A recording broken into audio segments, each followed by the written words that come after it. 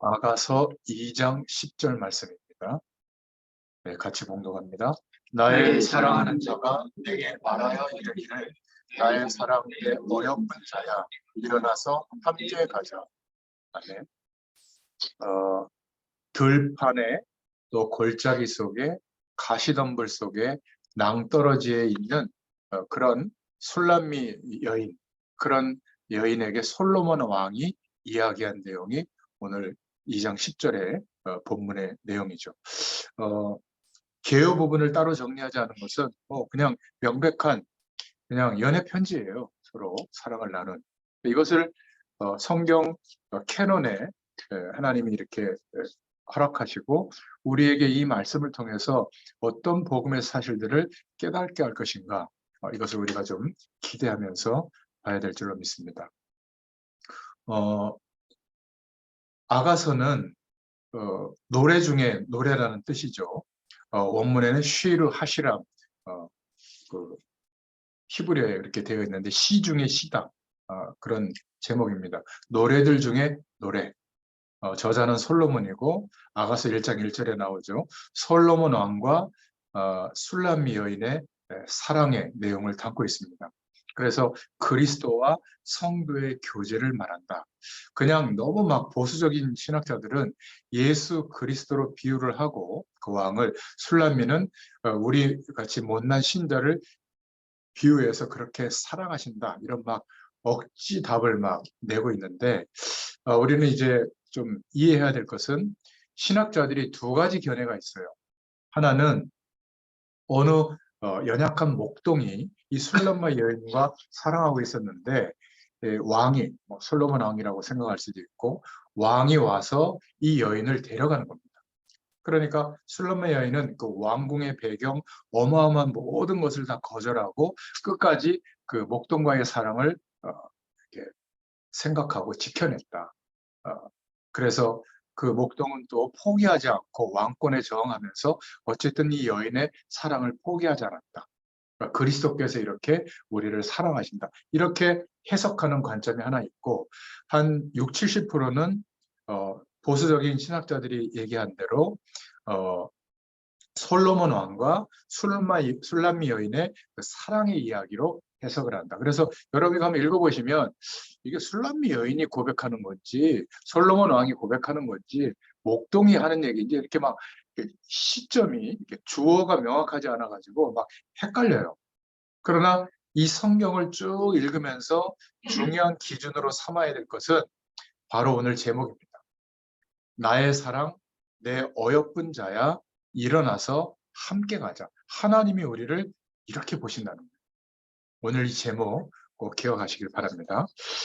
다른 1대지의 내용은 다른 우리 다락방에서 말씀하는 내용을 참고하시고, 오늘 산업현장에서는 2대지의 내용을 가지고 말씀을 나누겠습니다.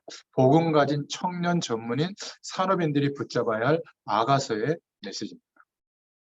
결론부터 먼저 말하면 정말로 여러분은 하나님이 보실 때 소중하고 귀중하게 보십니다. 좀 아멘 좀 하세요. 왜냐하면 그리스도를 희생해서라도 우리를 구원하신 존재거든요. 그렇게 복된 존재입니다. 그래서 가장 하나님의 축복을 기대해도 돼요. 가장 멋있는 사랑을 하고 또 가정을 이루고 또 멋있는 사명자로 설 수 있기를 축원드립니다. 그거를 기도 제목으로 삼으시면 됩니다.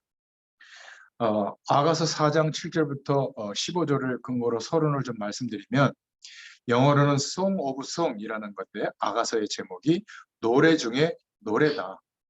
복음을 설명하기 위해서 하나님은 이스라엘의 풍속을 이용해서 설명할 때가 있습니다. 그래서 말씀을 읽어나가는 중에 이해가 되지 않는 것은 그냥 풍속으로 보지 말고 복음을 이해시키기 위한 하나님의 어떤 장치다, 이렇게 보시면 되겠습니다. 예를 들면 이스라엘은 결혼식을 3번 하는 풍속이 있죠. 우리는 한 번 하는데, 양 가족 부모들이 모여서 정혼식을 하는 결혼식이 한 번 있고, 또 신부 집에서 와가지고 하는 결혼식이 한 번 있죠. 이스라엘 풍습이 그렇습니다. 근데 신부 집에 오는 데는 신랑이 오는 시간이 정해져 있지 않아요. 보통 밤늦게 오죠. 그래서 갑자기 들이닥치기 때문에 신부가 친구들과 기다려야 되는 겁니다. 여러 가지 체력이나 여러 가지 준비가 되지 않으면 곤란한 상황을 맞이하게 되죠. 그리고 결혼식을 하고 나서 신부 집에서 하고 나서 또 신랑 집으로 가서 또 합니다. 이게 이스라엘의 풍속이거든요. 근데 이게 복음과 상관이 있는 풍속이기 때문에 예를 들어서 성경이 말씀하고 있는 거죠. 말씀할 때 우리가 하나님의 언약 백성이 되었기 때문에 예수님께서 재림하실 때 이 땅에 하나님의 언약이 완성되어지는 그때 모든 민족에게 복음이 증거되고 난 뒤에 재림하시는데 어느 때에 올지 모른다. 또 우리의 마지막 잔치는 이 땅이 아니라 영원한 천국 배경에서 영원한 잔치가 벌어진다. 이런 영적 사실들을 설명하기 위해서 이스라엘의 풍속을 말하는 건데 풍속이 진리는 아니에요. 그죠? 그래서 하나님은 너무 중요한 예수님이 하신 그리스도의 일을 통해서 우리에게 이루어진 영원한 축복에 대해서 설명하기 위해서 어떨 때는 역사를 움직여서 한 나라를 움직여서 말씀하시기도 합니다. 몇 가지 예를 들어보면 첫 번째로 다말이 시아버지의 아이를 낳아요. 창세기 38장에. 이게 이스라엘의 풍속이에요. 며느리가 여자가 그 집에 가서 남자아이를 반드시 낳아야 됩니다. 만약 형이 죽으면 동생에게 가야 되고 형의 아내인데 또 동생이 죽으면 그 다음으로 가야 돼요. 만약에 5명의 동생이 있는데 다 죽었다. 그러면 그 시어머니가 다시 아들을 낳아서 클 때까지 이 며느리는 기다려야 돼요. 반드시 그 아이를 봐야 되는 겁니다. 불신자가 봤다면 무슨 이런 희한한 망종 같은 일이 벌어지냐. 성경에 별거를 다 말한다. 그런데 그렇지 않아요. 성경에는 특히 창세기를 말할 때 가장 중요한 단어를 사용했는데 톨레톳, 히브리어로 톨레톳이라는 단어인데 시예요, 시. 영원한 생명의 축복이 시의 언약을 통해서 예수 그리스도까지 전달되도록 하는 하나님의 언약적 축복이 있거든요. 그러니까 우리말로 하면 생명입니다. 시의 언약. 이거를 설명하려고 다말이 시아버지의 아이를 낳는 이런 장면이 나오는 겁니다. 이런 중요한 언약적 관점을 빼버리면 우리가 살아가는 삶의 기준으로만 보면 가장 중요한 복음이 설명되어지는 내용이 약속으로 붙잡아지지 않죠. 오히려 우리는 이런 말씀이 붙잡아지는 겁니다. 내 시작은 미약하였으나 내 나중은 심히 창대하리라. 그렇다면요. 초대교회 성도들은 거의 100% 순교당했거든요.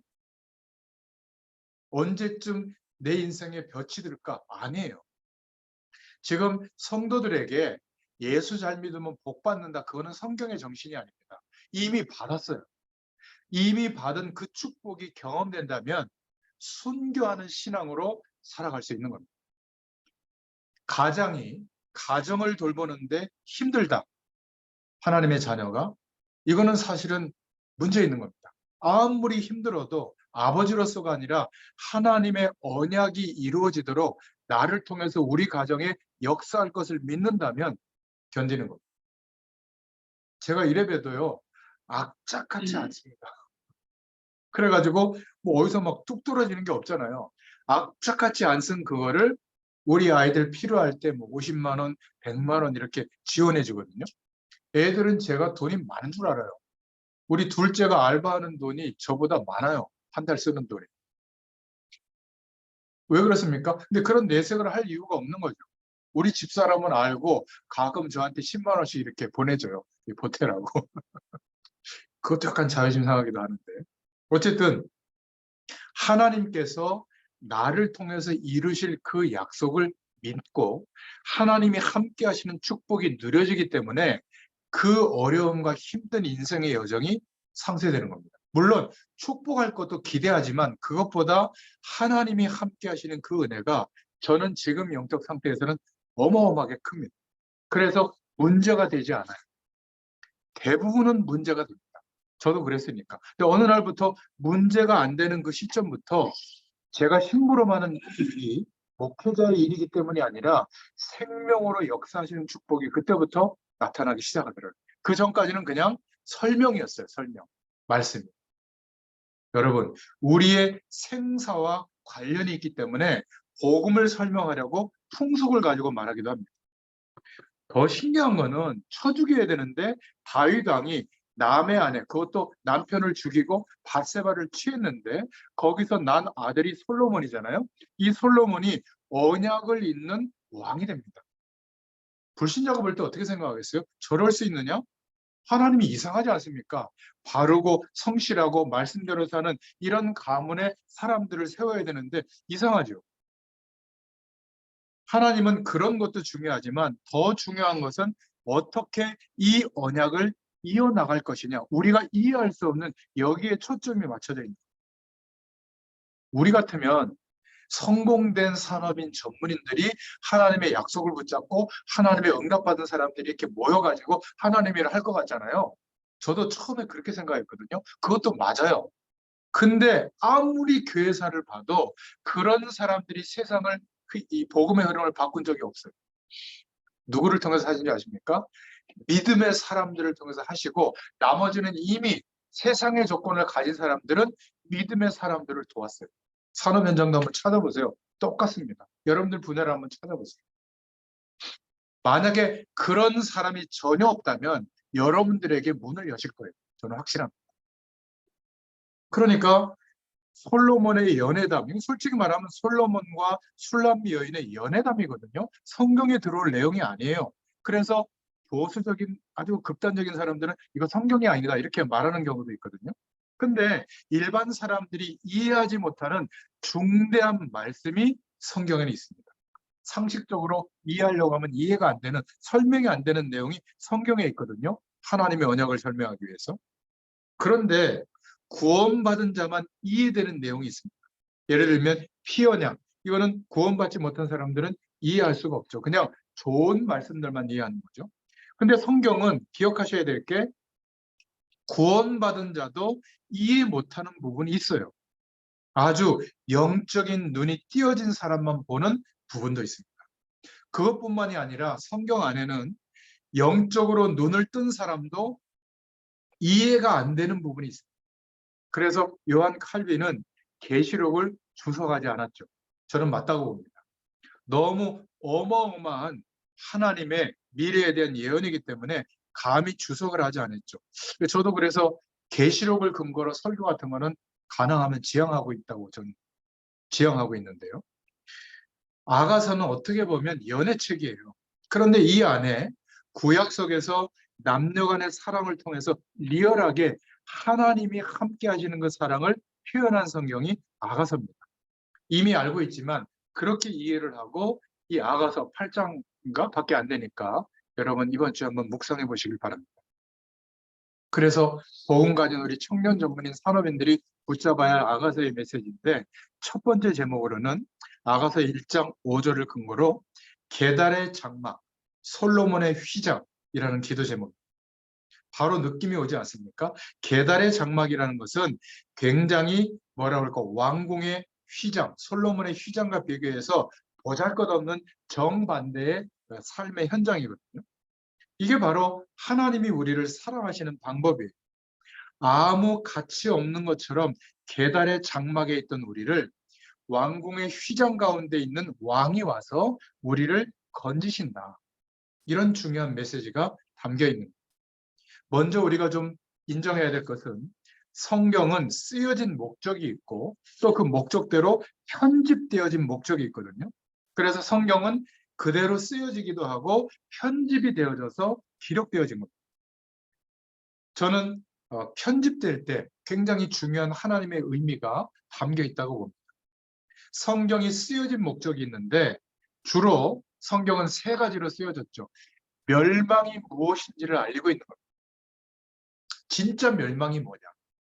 아직도 많은 신앙인들이 진짜 멸망에서 해방받은 거 이거요 그냥 생각합니다. 아니에요. 어마어마한 기적 같은 일이에요.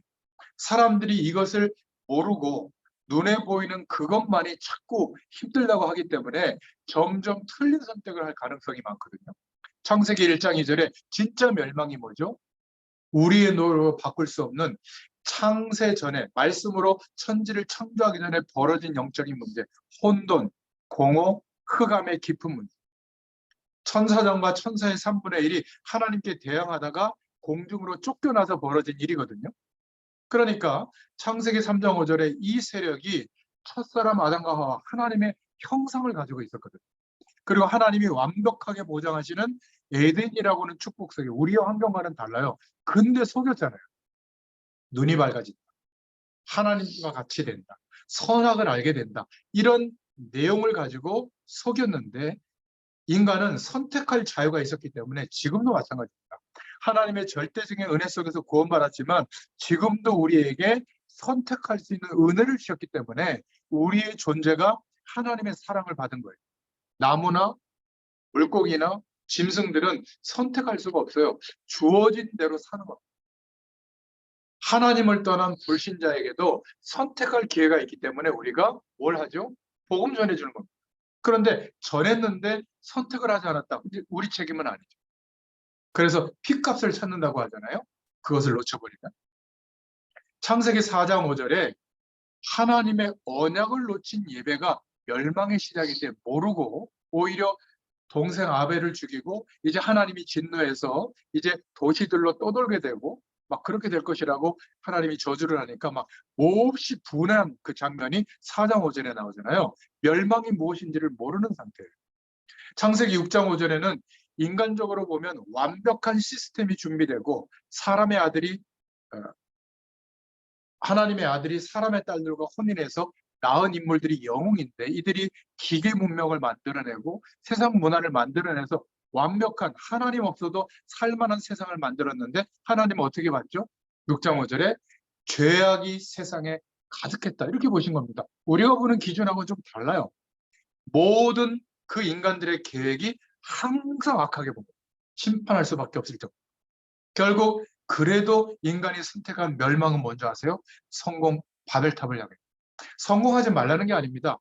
하나님이 함께하는 은혜와 능력을 가지고 내가 사는 진짜 이유와 나의 오늘이 감사로 바뀌어질 때 괜찮습니다. 지금 이렇게 살다가 죽어도 저는 괜찮아요.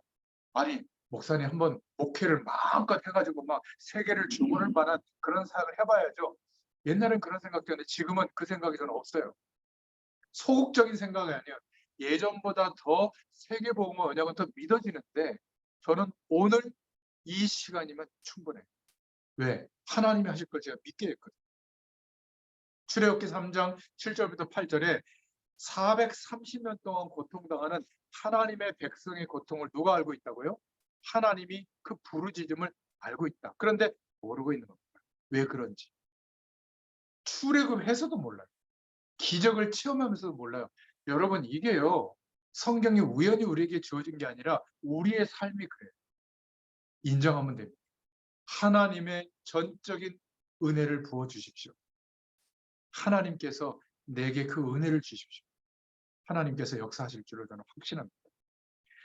제가 여러분들한테 참 말을 못하지만 목회자로서 눈물 많이 뿌렸어요. 오랜 시간. 언제까지 내가 목회자로서 이런 믿음 없는 하루하루를 살아야 되겠습니까? 그 어느 날 제가 대단한 신앙생활을 한 것도 아닌데 어느 날 하나님께서 믿음을 허락해 주신 거예요. 제가 그 날이 언제지 적어놨으면 좋겠는데 몰라요. 근데 그날 이후로 100% 믿음이 아니지만 조금씩 믿음이 계속 포개지는 거 있죠. 제가 여러분들에게 이런 얘기를 할 수 있을 정도로 하나님이 은혜를 주신 게 얼마나 감사한지 모릅니다. 여러분도 분명히 증인으로 세우실 겁니다. 그래서 마태복음 27장 25절처럼 되지 않도록 모래 위에 지은 집은 무너짐이 심해집니다. 우리는 지금 반석 위에 집을 세우고 있다. 이렇게 꼭 언약을 붙잡으시길 바랍니다. 결국 성경이 말하고 있는 목적이 뭐냐? 구원이 무엇인지를 알고 있는 창세기 1장 3절에 빛이 있으라. 이 빛이 우리에게 임했거든요. 창세기 3장 15절에 회복되는 유일한 하나님의 약속이 우리에게 믿어졌잖아요. 이게 가장 중요한 기준이 되도록. 창세기 4장 4절에 아벨은 예배 똑바로 드리고 죽은 겁니다. 얼마나 불쌍해요. 우리 시각으로 보면. 근데 그 아벨의 인생이 100년 동안 장수하고 세상 배경을 누린 것보다 컸다니까요. 하나님이 보시죠. 아벨도 몰랐을지도 몰라요. 그런데 이 시대까지 아벨을 통해서 하나님의 영광이 드러나잖아요. 아벨의 재물 때문에. 창세기 6장 14절에 120년 동안 방주를 짓는데 아무도 인정하지 않았습니다. 그런데 꿋꿋이 하나님의 약속, 구원이 뭔지 알면 이렇게 살아갈 수 있는 거죠. 창세기 12장 1절부터 9절에 본토 친척 아비집을 떠나서 어디로 가라고요? 지시하는 땅, 가나안 땅으로 가는 겁니다. 이게 언약을 지키는 거거든요. 열심히 사는 게 아니에요. 지시한 땅으로 가는 거예요. 구원이 뭔지 알았던 거예요. 그리고 수많은 애굽의 배경이 아니라 출애굽기 3장 18절에 희생 제사를 드리는 거. 여러분 아무것도 아닌 것 같아도 매일 조금 일찍 일어나서 잠자리에 들기 전에 주일날 주신 말씀을 묵상하면서 성령의 음성을 귀 기울이고 그 생각을 또 묵상하고 기도하는 거 별일 안 해납니다. 근데 이게 매일매일 계속되어질 때 습관적 방법이 아니라 가장 존중되어지고 가장 기대하는 마음으로 바라보잖아요. 이 세상에서 경험할 수 없는 형언할 수 없는 은혜가 임합니다. 여러분 이 축복이 정말 우리의 것이에요. 저와 여러분이 이 축복을 놓치면 억울한 겁니다. 그래서 저는 그 시간을 꼭 가지려고 하죠. 이사야서 7장 14절에 터무니없는 말이죠. 포로인데 지금 바벨론이. 근데 임마누엘의 축복이 회복되는 길을 말씀하셨잖아요. 마태복음 16장 16절에 모든 유대인들이 정치적 메시아, 어마어마한 저 로마의 압제에서 해방시킬 왕을 기다리고 있는데 말구에 태어난 그 예수, 먹을 것이 없어서 그냥 미사 까부르고 몇 명의 제달과 같이 빌어먹고 사는 것 같은 이런 예수를 그리스도라고 믿으라는 겁니다. 예수님 자신이 말씀하는 거죠. 어떻게 믿을 수가 있겠어요? 제자들조차 십자가에 죽으실 때 다 도망갔잖아요. 예수님이 그리스도라고 믿어지는 이것이 은혜입니다. 성경이 말하는 내용이에요. 오늘 아가서도 마찬가지입니다. 아가서의 메시지가 뭐죠? 구원자가 누구냐? 이걸 증거하고 있는 겁니다. 구약에서는 많은 사람, 많은 사건을 통해서 구원자를 예언했죠. 그런데 신약 성경은요, 약속하신 대로 역사적 배경을 통해서 약속하신 대로 성취했다. 지금 아가서는 구약의 말씀이지만 이 세 가지 내용을 계속 말하고 있는 겁니다. 그래서 솔로몬 왕과 술람미 여인의 사랑은 핵심의 열쇠가 뭐냐면 두 사람은 계층적으로 상대가 되지 않는 겁니다. 정말 내가 마음에 든다 정도가 아니라 그 어마어마한 왕이 그 술람미 여인을 뭐라고 표현했냐면 여인 중에 어여쁜 자여 엥게리 포도원의 고베라와 같다. 내 눈은 비둘기 같다. 이런 표현을 할 정도였어요. 사람들이 볼 때는 계달의 장막과 같이 볼품이 없을지라도 솔로몬의 휘장과 같이 아름답고 위험 있는 여인이라고 솔로몬이 봐준 겁니다. 그 눈이 솔로몬에게 있었던 거예요. 첫 번째 메시지에서 붙잡을 기도 제목입니다. 하나님의 구원 계획을 알 수 있는 겁니다. 하나님이 우리를 구원하시는 이 구원 계획은 창세전에 준비하셨다. 우리를 구원하시려고 그냥 구원받아라 이게 아니라 하나님이 창조주신데 낮고 천한 우리를 구원하시려고 하늘 보좌를 버리시고 말씀이 육신이 되어 우리 가운데 오신 거예요. 성자 예수님. 이게요 어마어마한 일입니다. 거기에 대한 리얼하고 실제적인 표현이 이 지금 아가서에 나와 있는 거죠. 하나님이 중대하게 보시는 축복을 우리에게 주시려고 구원을 주시려고 하늘 보좌를 버리고 왔다. 아주 천한 인간인 나를 이것을 솔로몬과 술람미를 볼 때도 이해되지만 하나님의 사랑을 나타내고 있는 겁니다. 꼭 붙잡으시길 바랍니다. 저는 그리스도를 생각할 때마다 내가 앞으로 이루어야 될 내용도 있지만 그거보다 나를 이렇게 사랑하시고 은혜를 베풀어 주시고 그것 때문에 오늘도 감사했습니다. 두 번째, 보험 가진 청년 전문인 산업인들이 붙잡아야 할 메시지인데요. 아가서 2장 5절에 보면 포도원을 허는 여우를 잡아라. 말하자면 이 사랑하는 두 사람이 노는 곳에 여우를 잡으라는 말입니다. 우리와 하나님의 사랑, 그 하나님의 은혜를 방해하는 여우를 잡아라. 이 제목만 이해하면 나머지는 전부 시예요. 사랑을 하려면 중요한 것이 있다. 여우를 잡아라. 여우가 방해한다. 사랑하는 자를 위해서 잔치를 베풀었는데 산과 산을 넘어서 찾아왔다. 어떻게 왕이 그럴 수가 있을까? 그리고 창살 틈으로 엿보면서 술람미 여인을 지켜보는 장면이 나오고요. 표시 안 나게 이렇게 말하죠. 일어나서 함께 가자. 진짜 연애를 해본 사람은 알죠. 모든 것을 상세하고도 남는 그 마음이 불타오르잖아요. 그런 표현이 아가서 2장 4절, 2장 8절, 2장 9절, 특히 2장 10절에 이제 일어나서 함께 가자. 이런 표현이 나옵니다. 그러면서 또 2장 1절부터 2절에 솔로몬을 향한 술람미 여인의 마음도 나오는데 샤론의 수소나 골짜기의 백합화, 가시나무 가운데 백합화 같다. 2장 5절에 사랑함으로 병이 날 정도였다. 이렇게 말하고 있죠. 그러니까 사랑의 눈이 어두워진다고 하더니 하나님이 우리를 사랑해서 우리도 그 사랑을 깨닫게 되면 눈이 완전히 어두워지게 될 줄로 믿습니다. 정말 하나님을 사랑하는 기독교인은 얼마나 상사병이 나냐면요. 문제가 나면 순교합니다. 문제가 나면 피하는 게 아니라 어려움을 오면 퇴보하는 게 아니라 어려움이 오면 순종해요. 더 하나님의 언약에 순교할 정도로 순종하고 나아갑니다. 왜 그렇죠? 그 사랑이 있는 거예요. 이 사랑이 우리에게 있다면 지치지 않습니다. 로마가 250년 동안 못 이겼다는 이 그리스도의 사랑을 그리스도인의 사랑을 하나님께로부터 받은 사랑을 이기지 못했어요. 세상 사람이 말하는 사랑을 아가서가 말하는 게 아닙니다.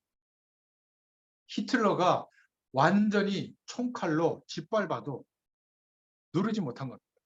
공산주의가 그렇게 역사상 기독교를 핍박했지만 정말 기독교인은 거의 순교를 받아들였어요. 순종했어요.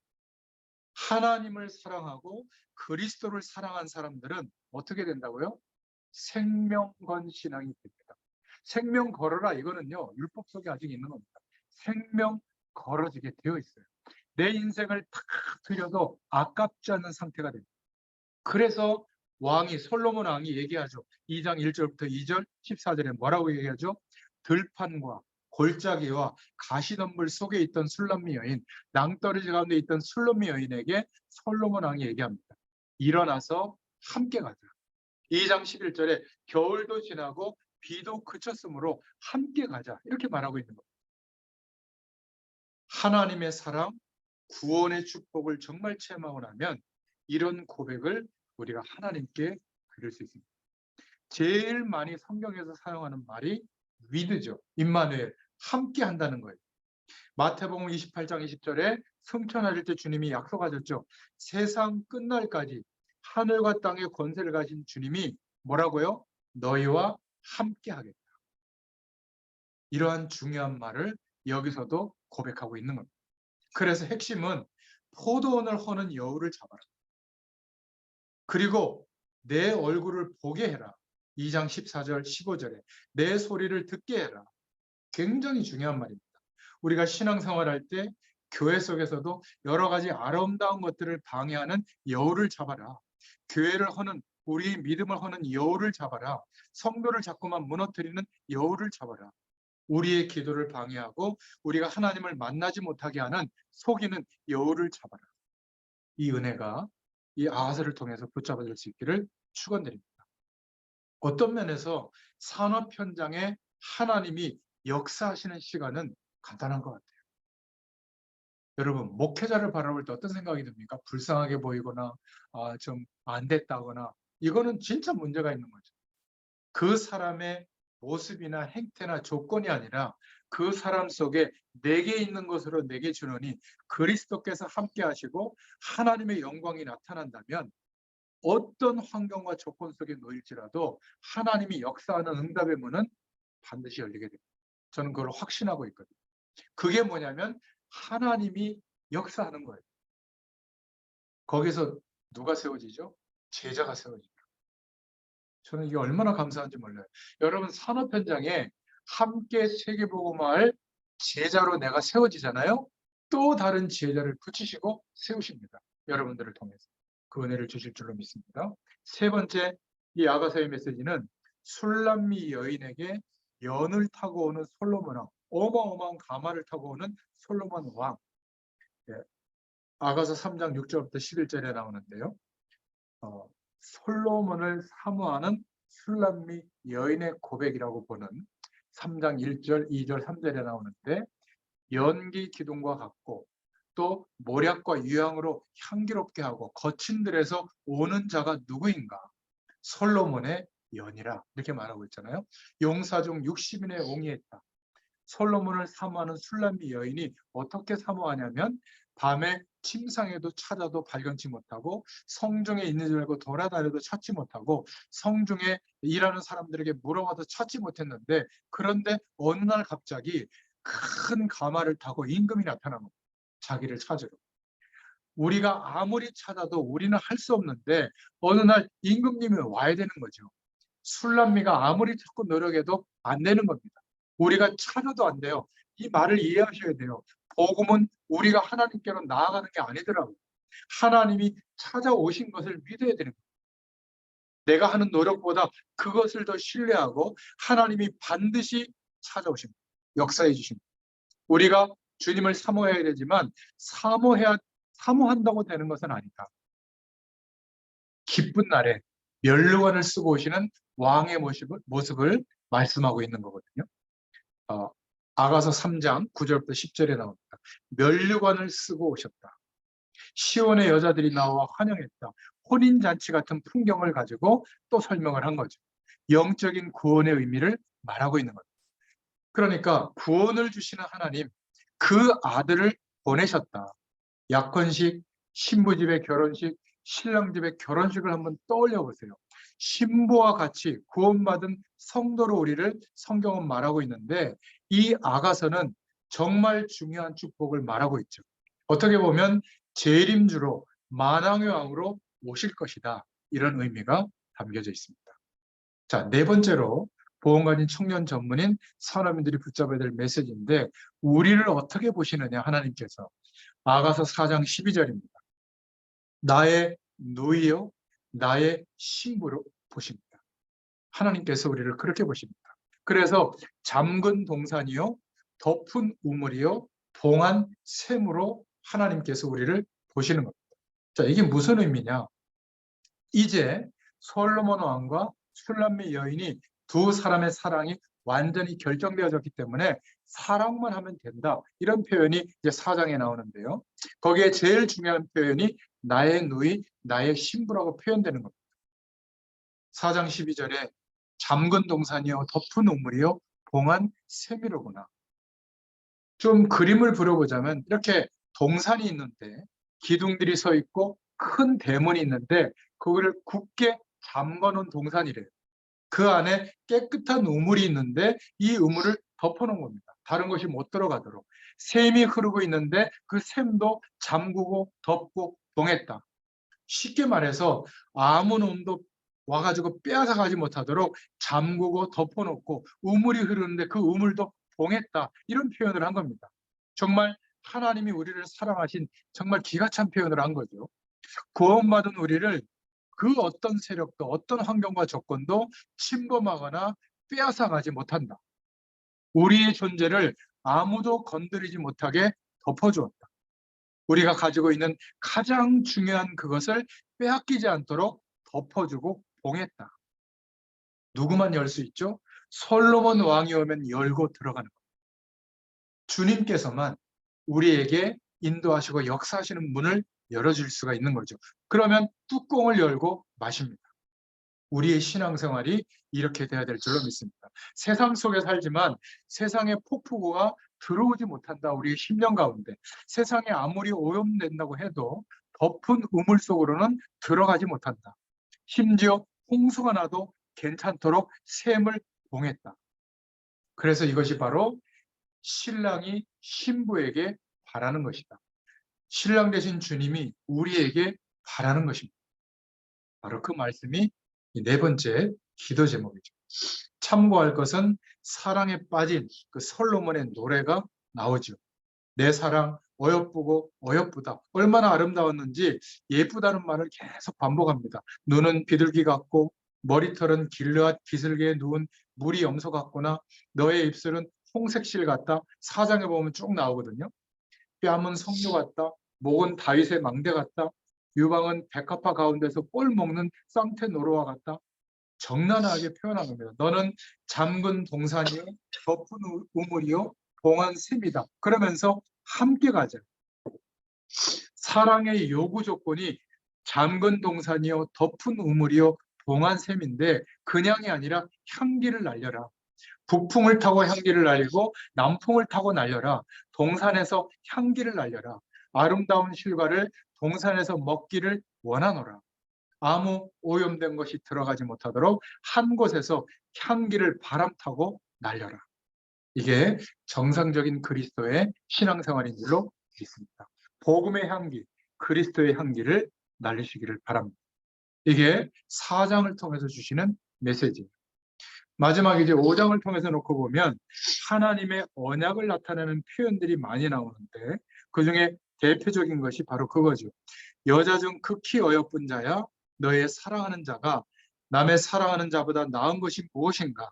너의 사랑하는 자가 남의 사랑하는 자보다 나은 것이 무엇이기에 이같이 우리에게 부탁하는가? 5장 9절에 나오는데요. 우리도 하나님의 사랑을 많이 느끼고 많이 기도해야 될 줄로 믿습니다. 우리에게 어떤 것보다도 가장 좋은 것은 하나님의 사랑입니다. 오늘 이 사랑을 경험할 수 있기를 축원드립니다. 기대하고 존중하고 바라봐주길 바랍니다. 이것은 기도해라 그것과는 또 다른 차원이에요. 가장 사랑하는 이 마음, 술람의 여인과 솔로몬 왕의 그 마음처럼 하나님을 사랑하기를 존중하기를 바랍니다. 우리가 자녀로서 부모님의 사랑을 많이 받은 사람은 건강하죠. 사람들을 대할 때. 또 친구들끼리도 친구들의 사랑을 많이 받은 자도 사회에서 생활할 때 뭔가 다릅니다. 부부간에도 사랑을 많이 주고받은 사람은 좀 달라요. 보면. 더 중요한 것은 그리스도로 말미암아 우리를 구원하신 이 친 하나님의 사랑을 많이 받은 사람은 어떤 어려움도 견딥니다. 극복합니다. 오히려 어려울수록 순교합니다. 순종합니다. 이게 하나님의 사랑 받은 자의 삶의 결과예요. 이게 되어지는 것 같아요. 솔직한 말로 사람들이 이상한 소리를 해도 괜찮아요. 솔로몬 왕이 솔로몬의 여인을 사랑하는데 뭐가 문제가 되겠어요? 일설에 의하면 약간 중동 지역의 꼬무틱틱한 피부에 환경도 안 좋은 데서 자라났던 술람미 여인이라고 하지만 아니 왕이 책임지는데 말이죠. 그것도 1000명의 그 후궁들보다 술람미 여인을 진짜 사랑했다지 않아요? 역사서를 보면. 심지어 다 빼앗겨도 괜찮다. 하나님의 사랑과 하나님의 축복을 받고 있다면 괜찮은 겁니다. 이런 사랑을 많이 받고 이런 축복을 많이 받고 기도하는 은혜를 누릴 수 있기를 바랍니다. 그때 표현하는 표현 아가서 5장 1절에 나의 누이 나의 신부 내 동산에 들어오라 몰약 향재료를 거두라 꿀송이 꿀과 포도주 젖을 먹으라 사랑하는 사람과 함께 마시라. 우리가 하나님의 백성으로서 하나님의 사랑과 이런 축복을 누리기를 축원드립니다. 아가서 6장 9절에 보니까 뭐라고 말하죠? 나의 비둘기, 나의 완전한 자라 이런 표현을 합니다. 우리는 우리 자신을 우리가 봐도 얼마나 모자라고 한계 속에 있어요. 그런데 하나님이 우리를 보실 때는 그리스도의 의로 인하여 회복된 자로 보십니다. 그때 이런 표현을 해요. 완전한 자로 보십니다. 하나님의 기준은요. 내 기준하고 달라요. 성령 충만이 하나님의 기준입니다. 성령 충만이 가장 존중되는 나의 기준이 되기를 기다리세요. 하나님은 만회시킬 수 있는 능력이 분명히 있습니다. 얼마나 사랑했든지 그 낳은 자의 기준이 여기는 외딸이다. 6장에 보면 나옵니다. 여자들이 너를 보고 복된 자라고 말할 것이다. 왕후 비빈들이 너를 칭찬할 것이다. 의미가 크죠. 하나님의 사랑을 많이 받고 누리고 있으면 하나님의 영광을 드러내도록 하나님께서 역사하고 있기 때문에 그렇게 말할 것이다. 하늘의 천군 천사들이 볼 때, 우리를 볼 때 하나님께 감사 찬양하는 이런 느낌을 가지게 될 것이다. 불신자들도 신자들도 다 언약 속에서 이 축복이 누려지면 그렇게 될 것이다. 그래서 7장 1절에 귀한 자의 딸이다. 하나님의 사랑을 많이 받으면 우리도 그렇고 또 우리 부모님도 그렇고 하나님 앞에 사람들 앞에 축복이 될 줄로 믿습니다. 신을 신은 아름다운 발과 구슬깨미 같은 다리라고 표현했죠. 배꼽은 포도주 부은 잔이요. 허리는 백합화 두른 밀단 같다. 유방은 암사슴 쌍태 같다. 목이 긴가 보죠. 목은 망대 같고 눈은 헤스본의 목과 같다. 코는 레바논의 망대 같다. 머리는 갈매산 같구나. 키는 종려나무 같구나. 너희 낳은 자가 귀한 자다. 이런 표현을 했습니다. 우리가 잘못되면 우리와 함께하는 사람들이 욕을 먹잖아요. 우리가 하나님의 축복을 받으면 모든 사람들에게 축복이 된다. 그런 표현이에요. 나의 사랑하는 자야. 8장 14절에 뭐라고 얘기하죠? 빨리 달리자. 향기로운 산들의 노루같이 달리자. 어린 사슴같이 달리자. 이런 표현을 많이 했습니다. 우리가 하나님의 사랑을 받으면 하나님의 사랑으로 노루처럼 달리게 될 것이다.